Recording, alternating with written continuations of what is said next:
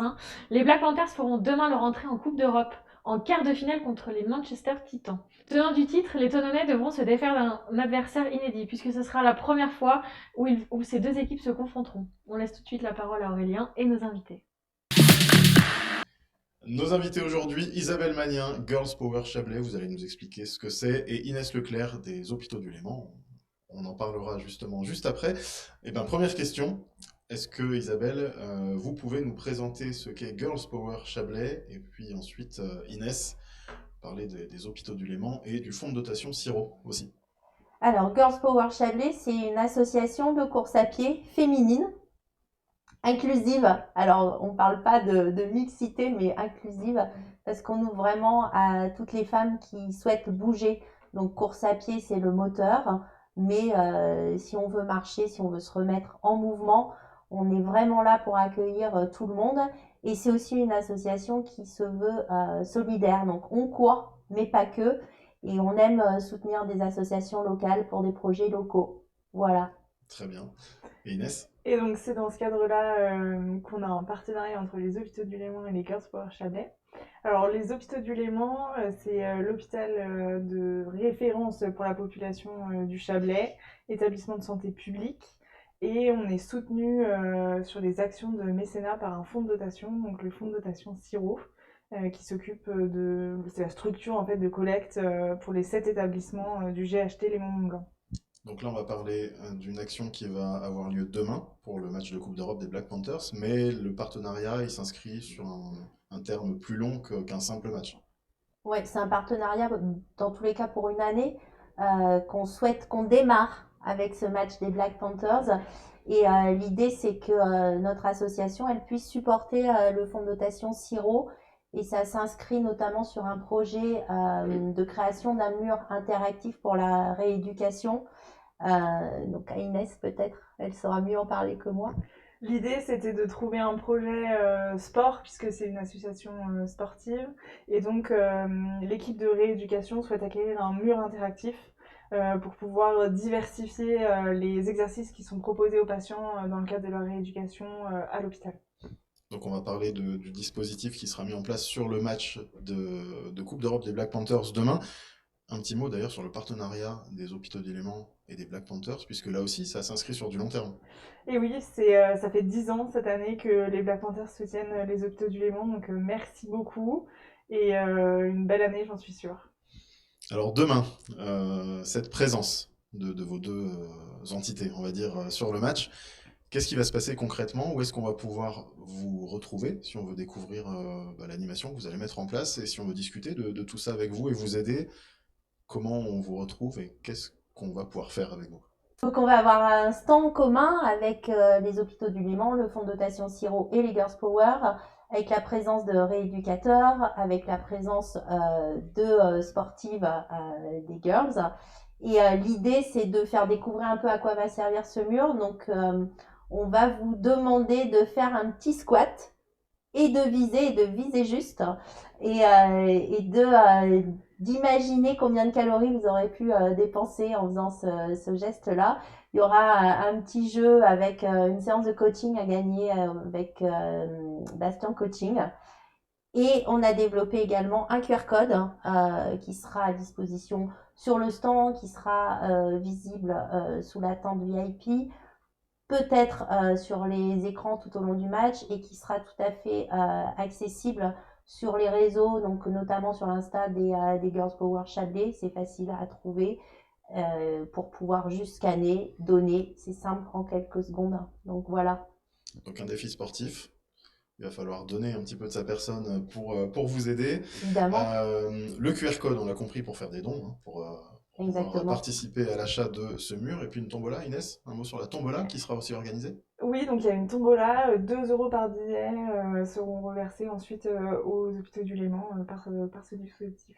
Donc ça va se passer dans les tribunes. Donc il faudrait être au stade pour participer à la tombola, dans les oui, tribunes pardon. du... Tu veux que je refasse? Non, c'est bon? Je vais reprendre.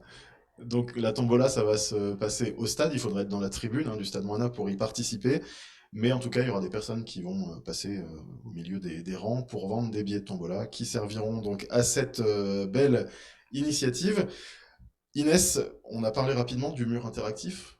ce dispositif, ça ressemble à quoi? Qu'est-ce que c'est exactement? Alors l'intérêt, on l'a compris rapidement. Est-ce qu'on peut avoir un peu plus de détails sur ce mur? Oui, donc en fait c'est un vidéoprojecteur. C'est développé par une société qui est spécialisée dans la rééducation.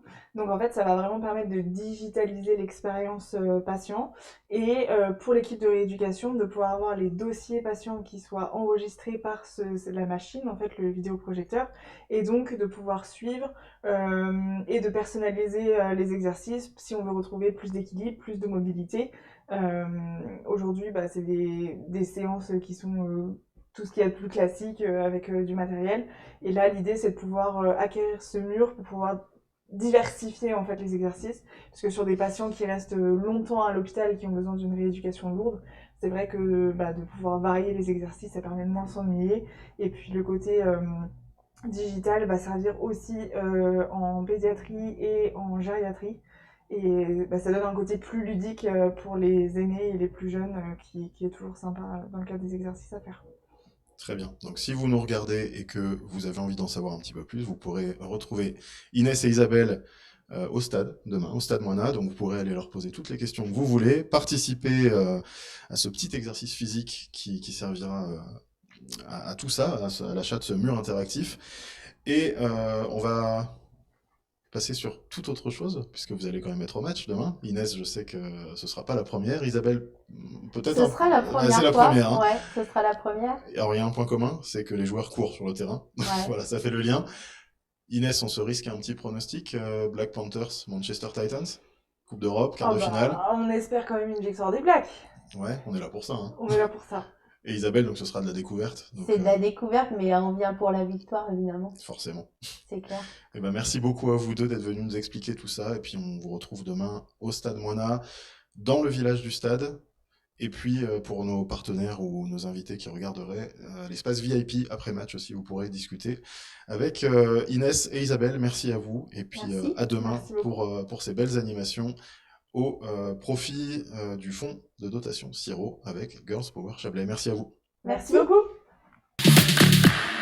On va regarder tout de suite le programme de cette Coupe d'Europe pour ce week-end en tout cas.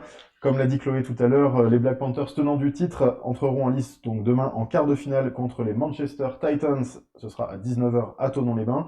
À 15h, juste avant ça, les Warsaw Eagles recevront à Varsovie les Bristol Aztecs qui s'étaient imposés au premier tour contre les Belfast Trojans 31-0.